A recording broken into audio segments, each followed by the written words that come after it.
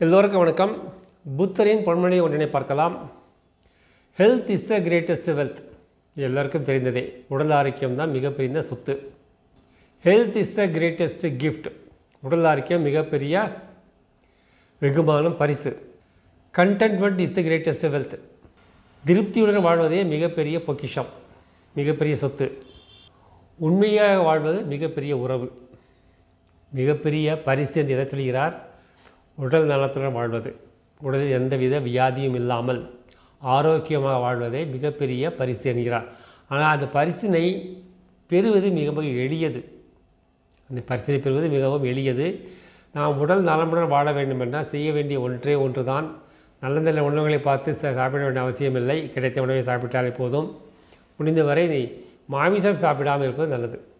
ஆனால் மிக மிக முக்கியமானது, உடல் நலத்திற்கு மிக மிக முக்கியமானது நமது எண்ணங்கள்.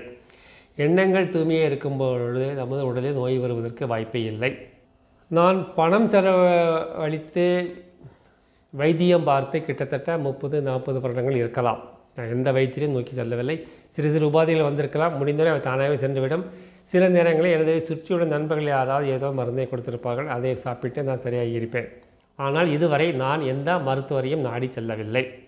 ஏனென்றால் நான் என்னது உள்ளத்தில் எந்தவித கெட்ட எண்ணங்களோ எதிர்மறையான உணர்வுகளோ வராமல் பார்த்துக்கொள்கிறேன். அதேபோல் நீங்களும் இருந்தால் உங்கள் உடம்பும் நலமுடன் இருக்கும்.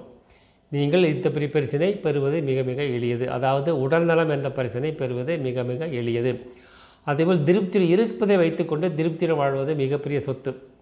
இல்லாததை இயங்குவது தான் வறுமையில் வாழ்கிறான் என்று முந்தி ஏதோ ஒரு காணொலியில் பார்த்தோம்.